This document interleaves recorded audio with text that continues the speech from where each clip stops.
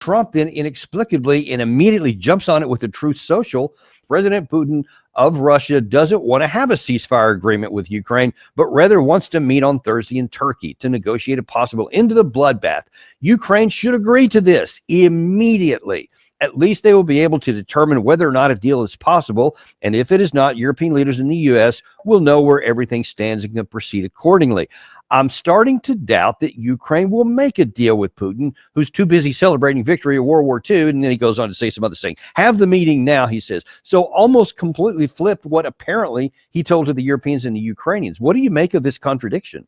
You know, Dan, we have this saying, if you don't know where you're going, any road will take you there. And I think that sums up the Trump administration. It doesn't know where it's headed. It doesn't know what it wants. There is no coherent strategy. There never has been. There was no strategy under Biden other than let's harm Russia. Right now, we've half signed on for the Biden policy, but we're still holding out hope for something else. At the end of the day, this is the path to irrelevance. It's the path to nowhere. And that's the path that President Trump and his administration are on with Russia. You know, and then stop and consider, as we've talked before, when you sit down and you're talking with the Russians, you're also forging potentially the potential for understanding with other countries. Remember that Russia has an enormous standing in Asia, Africa, Latin America, and they can be extraordinarily helpful to us in dealing with China and other countries.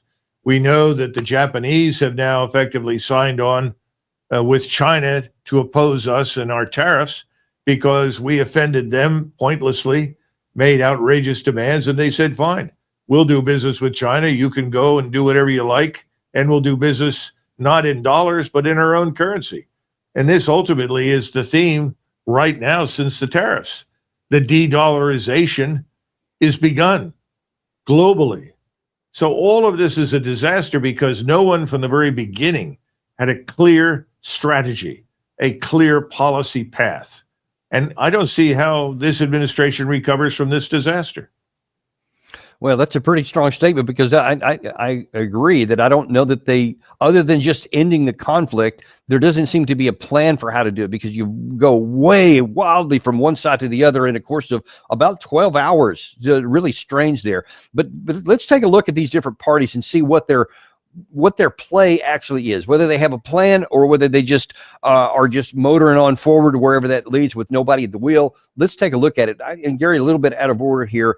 I'd like to jump to the Keir Starmer and Emmanuel Macron from this past weekend, where they're laying out a vision for what they want to see accomplished. And please bear in mind, as people are watching this, this is well into the fourth year of war. I just have a hard time understanding what the intent is because they know, every one of them, they're not stupid men. They can't be. They do have a brain. They know that Russia will never agree to any of that. They know they're not going to be compelled into a ceasefire. So then the question is, what is their actual plan to go forward? Why would they do this? As I said before, these are globalists.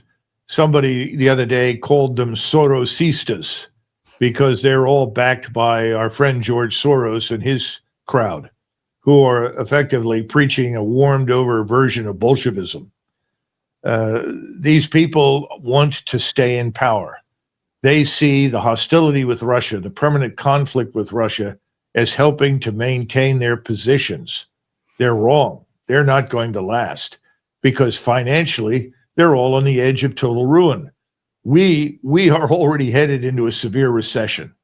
The severe recession, depending upon what we do in the near future, could become a depression.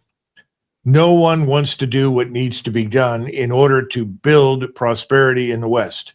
That is, cut spending, rein in the stupidity, end the pointless commitment to conflict and wars. Nobody wants to go there because if you do that, your whole raison d'etre is going to be questioned.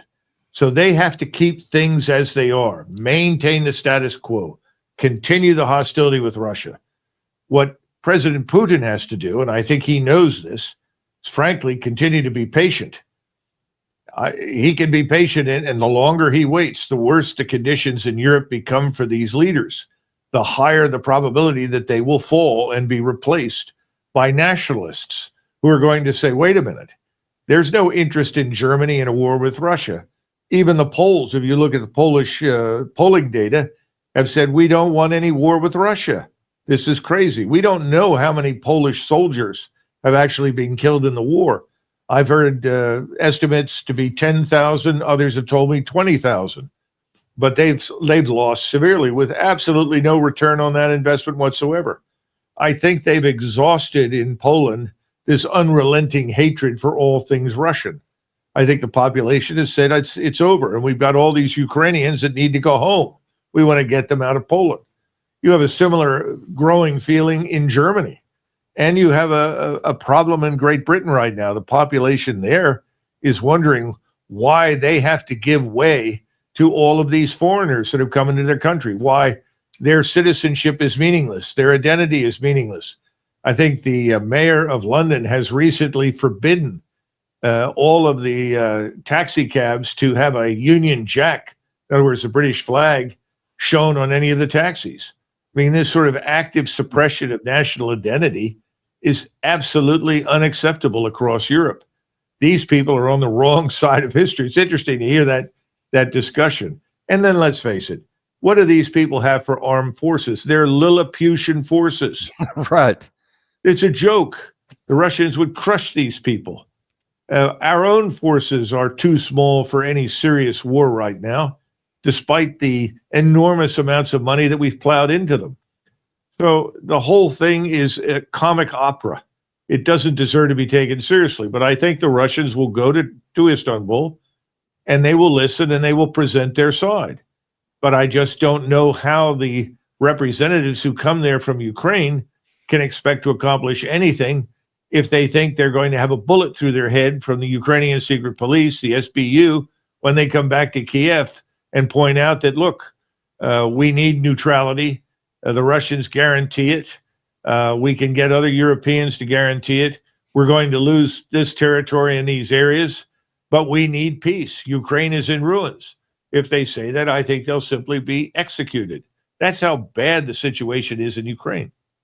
So then can you boil it down to as simple as the European leaders that were assembled there have made a calculated choice to keep the rhetoric going, to make it where Putin can't agree to anything that they want, knowing that he won't, so that the war will continue in Ukraine, but not go beyond that? I mean, can you cynically say that that's their intent? Well, I think there's also behind the scenes enormous interest in Great Britain, probably France as well, in the Greater Israel Project as an opportunity to destroy Iran as a country and to gain control of Iran's natural resources. Remember, the original idea behind the stupidity in Ukraine was not just to utilize the Ukrainians to, quote unquote, harm Russia. They actually believed that they could destroy the regime. In other words, that the Putin government would fall, the Russian population would turn on its government, the society would fragment. This is part of the mirror imaging that we go through. We see the deteriorating cohesion in our societies in the West, thanks to mass uncontrolled immigration. And we assume that they too suffer from a similar lack of cohesion, but they don't. On the contrary, there's enormous cohesion in Russia that is, after all, 80% of the population consists of Orthodox Christian Russians. Makes a huge difference. But they've also done an excellent job of integrating the Muslim peoples that live inside their country. The largest group, of course, are the Chechens, but there are others. And so they have a social contract or compact with all the people there that is very strong. We've ignored that and believed that we could destroy it. Well, that has failed miserably. So now the effort is, how do we sustain ourselves? Let's go after Iran. Let's break it up. Use the Israeli Greater Israel Project as a pretext to introduce U.S. and allied military power into the equation to destroy Iran and get control of Iranian oil and natural gas resources, including the Persian Gulf. Then we can sustain ourselves in Europe without any dependence whatsoever ever again on Russian natural gas and oil. Well, this So, is so let me ask you just real quick, because I want to stick with the European stuff here, but that you bring up a good point that needs to be addressed real quick, because you talk about this is what a lot of the so-called globalists, what they apparently want in the Middle East. And in terms of Trump on this one too, and we've shown this several times on the show, in early March, I mean, he made it sound like that the decision has already been made and there's about to be going to war and there will be bombing in Iran or whatever. And now all of a sudden he's kind of flipped way over on the other side. And he says, no, I really want a negotiated settlement there. So whereas now he's not talking to Netanyahu, where is Trump in all of this? You know, it's sort of like the game we used to play called Where's Waldo? Everyone is trying to pin down where the president actually stands on any number of issues. I think it's unfortunate. President Trump instinctively opposes war. I mean, I know that. I know he does.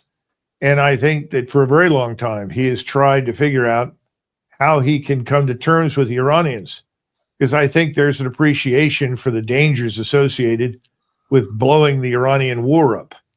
That's true. But the problem is that his intentions, however good they may be, don't mean anything. He doesn't take a concrete stand of any kind for any length of time.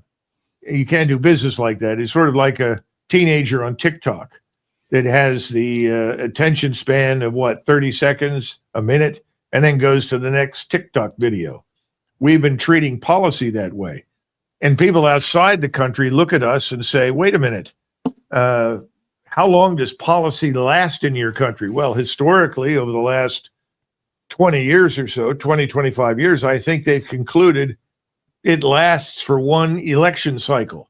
And then you get a new group of people to talk. I mean, you know, Charles or Chaz Freeman said it best many years ago to me. He says, we get a president in with a new administration and they proceed to lobotomize Washington. In other words, throw everything overboard and start over, as though they have the answer. And the fresh set of eyes will prove brilliant. Well, this is being catastrophic for us, because other nations look for long-term strategic organization and goals that lead, hopefully, to prosperity and peace. Well, we haven't even done that over the last 90 to 100 days under President Trump. He's all over the map. So asking me, where does President Trump fit? Well, if you have no coherent strategy, it's back to the original statement. If you don't know where you're going, then any particular road looks good at any given point in time.